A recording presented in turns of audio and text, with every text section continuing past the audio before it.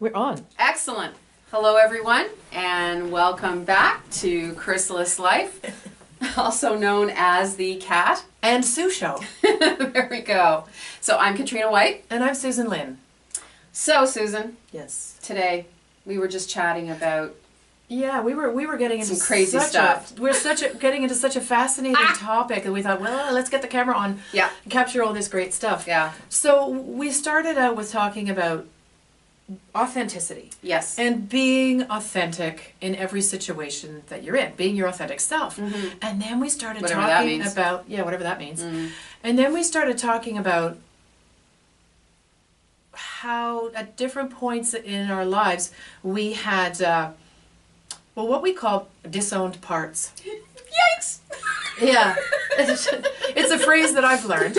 So disown parts of your personality, that you set aside because you just thought they're not appropriate in the situation. So it's like you carve off pieces of yourself and put a lids on them, and then it's really only a part of you that you're sharing with the world, and gradually over time this becomes a problem. A big problem. Because you're not being true to who you really are. Yeah, so I realized at a certain point that I would be different depending on who I was with. So, if I was with my mother-in-law, I'd only show her this more proper, polite part of myself, and that is part of my personality. I like to be polite. And then if I was with one of my friends, maybe I would be more myself, actually. Then if I was at work, I wouldn't be sharing my opinions on anything, or if I was with somebody who I felt was kind of intimidating, I wouldn't again share what I thought or felt about something.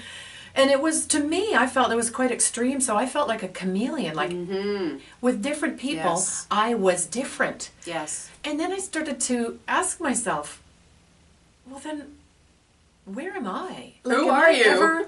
Am I ever really fully here? And who am I? Yeah.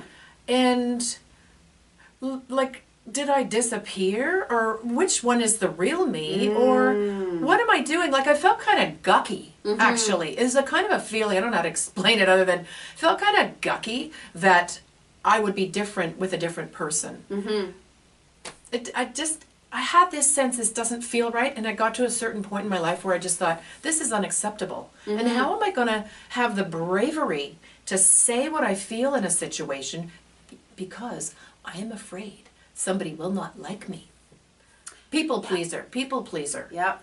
And to me, I just became very dissatisfied with that and had to find my way to gradually, even though I was afraid, find my way to say what I'm feeling in a situation. And I still have trouble with that, I have to say. I still have trouble with that, but I now recognize I've got this part of me that feels like about a 5-year-old child who doesn't want to get it wrong in kindergarten. So now I just say to myself, it's okay.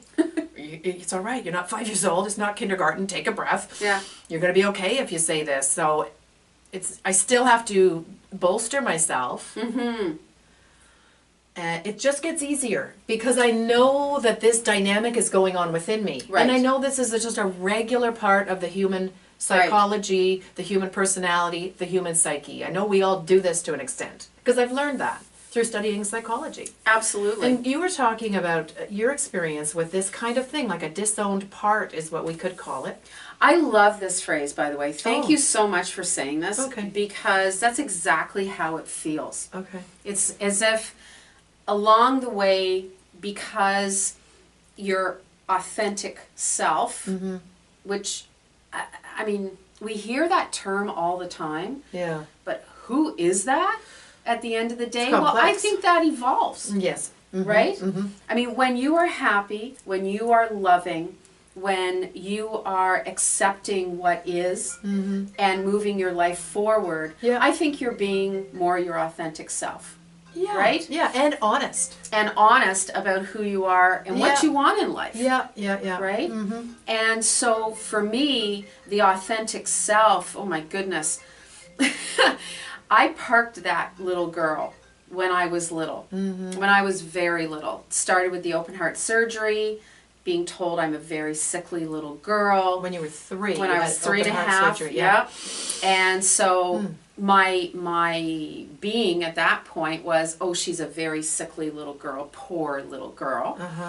And then it went into, she's not good enough, physical abuse. There was also sexual abuse involved. And then it was, okay, well, I need to be a certain other way to be accepted.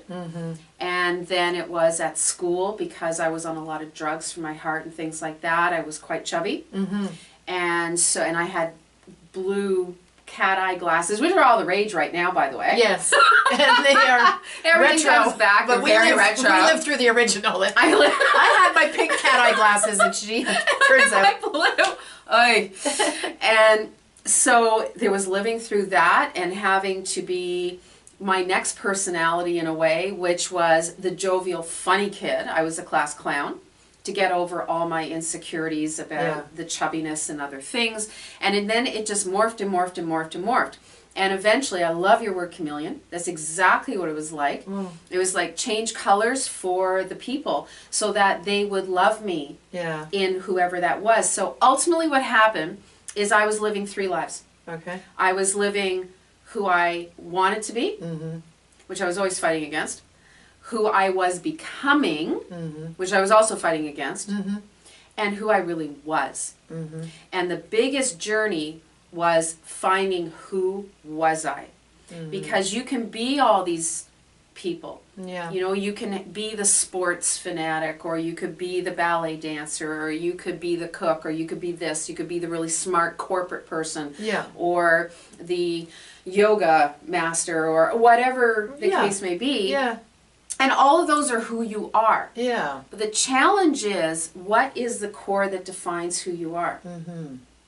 That's been the biggest struggle. Right? Shifting from pushing away that scared little girl, becoming this other persona or many personas, to make people love me, and then really not being true to what I really wanted. And today?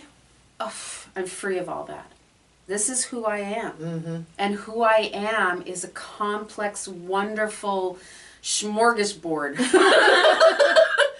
of still love the high life, but love spending as much time in nature as possible. Still laughing as much as possible, but still smart enough to go, you know, battle it on with anybody who wants to take it on, you know, intellectually. Everything I always wanted to become, I became. And the key was becoming peaceful with that. Because it is who I really am. And the universe helped me all along the way, because it would go, stop, when I was getting too out of integrity, too out of my authentic self. I didn't know that back then. But it was guiding me along this path. And you, right now? I really feel at home in my own self. Amazing. So that I know that, you know what was really helpful? What? I did a collage. It was part of a course I took. It was like, do a collage of your psyche. All the parts of you. Seriously cool. Wow. So I had a very angry, righteous protester part. I had a very adult man, actually. I had a like really, really sulking child. I had a business woman in a suit. I had goddess swimming in nature, because I love swimming and swimming with the dolphins in Hawaii. Love it. And then, so, and it just showed all the parts that some of the more in shadow, I would say, like your disowned part, like the cranky and angry, and it was all, I put it all out there. And I was like, this is all me, and that is okay.